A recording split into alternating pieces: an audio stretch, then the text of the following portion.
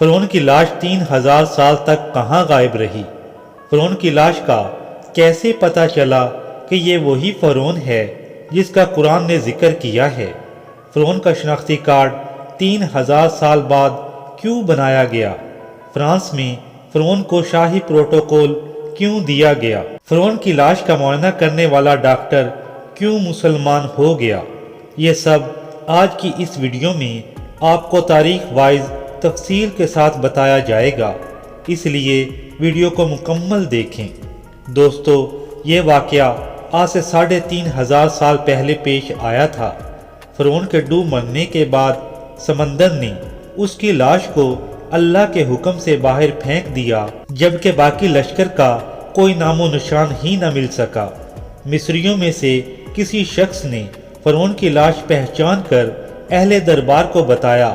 فرعون کی لاش کو محل پہنچایا گیا۔ درباریوں نے مسالے لگا کر اسے پوری شان اور احترام سے تابوت میں رکھ کر محفوظ کر دیا۔ حنوط کرنے کے عمل کے دوران ان سے ایک غلطی ہو گئی تھی۔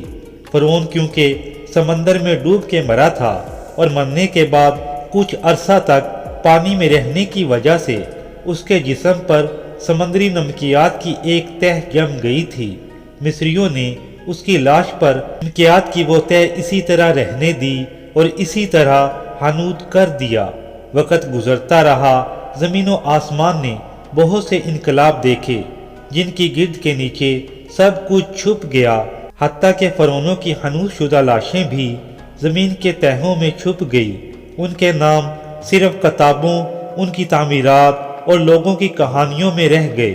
اس واقعے کے تقریباً 2000 سال بعد اللہ کے آخری رسول محمد بن عبداللہ صلی اللہ علیہ وسلم اس دنیا میں تشریف لائے۔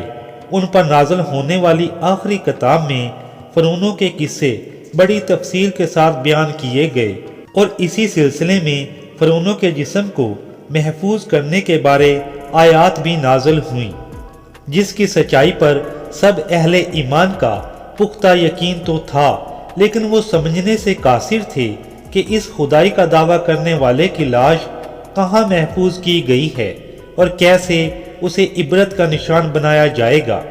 1871 عیسوی میں مصر کے ایک شہر الگورونیا سے تعلق رکھنے والے غریب اور معمولی چور احمد عبد الرسول، جو نوادرات چوری کر کے بیچا کرتا تھا، ایک دن وہ دریائے نیل کے کنارے کے قریب تبسیہ کے مقام پر اسی سلسلے میں پھر رہا تھا۔ جب اسے ایک خفیہ راستے کا پتہ چلا، وہاں وہ نوادرات کی چوری کے لیے جگہ کھود رہا تھا کہ اسی دوران اسے کچھ لوگوں نے پکڑ لیا اور پولیس کے حوالے کر دیا۔ وہ جس جگہ کھود رہا تھا وہاں سے ملنے والے راستے کی جب مسلسل کھدائی کی گئی، 1891 عیسوی کو دوسری ممیوں کے ساتھ اس غرق ہونے والے فرعون کی لاش بھی مل گئی۔ اس کے کفن پر سینے کے مقام پر اس کا نام لکھا ہوا تھا۔ ان ممیوں کو ماہرین قاہرہ لے گئے۔ جب ان ممیوں کا باقاعدہ جائزہ لیا گیا تو فرعون کی ممی پر جمی نمکیات کی تہ سے تصدیق ہو گئی کہ یہ وہی فرعون ہے جسے اللہ نے پانی میں غرق کر کے بدترین انجام سے ہمکنار کیا تھا۔ یہ بہت بڑا واقعہ تھا۔ اس کی تحقیق کے لیے دنیا بھر کے ماہرین آثار قدیمہ اور سائنسدان مصر کی طرف دوڑ پڑے۔ مختلف سائنسی ٹیسٹ کرنے کے بعد دنیا بھر کے سائنسدانوں نے تصدیق کر دی کہ دوسری سب لاشوں کی نسبت صرف فرعون کی لاش پر ہی سمندری نمکیات کی تہ جمی ہوئی ہے۔ اس کے بعد اس لاش کو فرعون کی لاش قرار دے کر عجائب گھر میں محفوظ کر دیا گیا۔ 1974 عیسوی میں فرعون کی ممی خراب ہونے لگی تو اس وقت کی مصری حکومت نے فرانس کی حکومت کو درخواست کی کہ فرعون کی ممی کو خراب ہونے سے بچایا جائے، لیکن اب مسئلہ یہ بھی تھا کہ فرانس کے قانون کے تحت لاش بھی بنا پاسپورٹ کے فرانس میں داخل نہیں ہو سکتی۔ اس لیے 1974 کو فرعون کا پاسپورٹ بنایا گیا تاکہ اس کی لاش کو فرانس لے جایا جا سکے۔ فرعون دنیا کا واحد شخص ہے جس کے مرنے کے تقریباً 3000 سال بعد پاسپورٹ بنا۔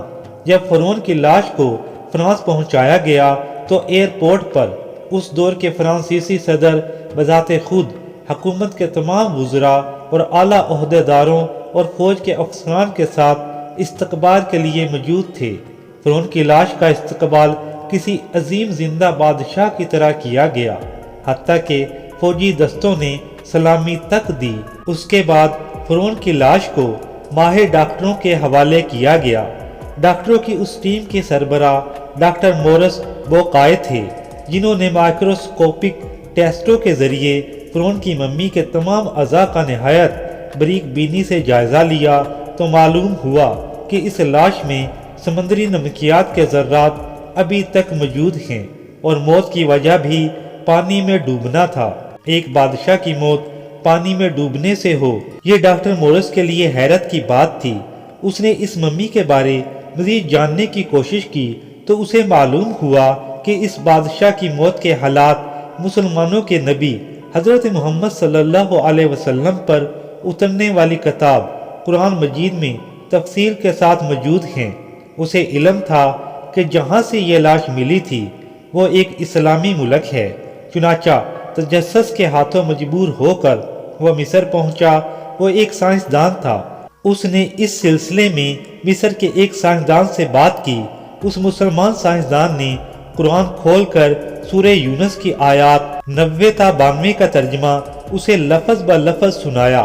فرعون کا خدائی دعویٰ، اس کا پانی میں ڈوب کر مرنا اور پھر پانی سے نکال کر اس کی لاش کا حنوط ہو جانا اور پھر دوبارہ اس کی لاش کا ملنا اور لاش کو جدید سائنسی دور میں دوبارہ محفوظ کیا جانا، اس سب کا اشارہ ایک جانب تھا۔ قرآن میں اللہ تعالیٰ نے صاف فرمایا ہے، تجھے بعد میں آنے والوں کے لیے عبرت کا نشان بنا دوں گا۔ فرعون کی لاش ایسے محفوظ کر کے دنیا کے سامنے رکھ دی گئی کہ انٹرنیٹ کے ایک کلک پر، رسائل اور جرائد پر، ٹی وی پر اور عجائب گھر میں اربوں انسانوں کے سامنے کریہا اور پچکی قابل ترس حالت میں موجود ہے، عبرت کے لیے اور سوچنے کے لیے کہ عبادت کے لائق اور ہمیشہ زندہ رہنے والی وہی ذات ہے جو سب کا خالق و مالک ہے۔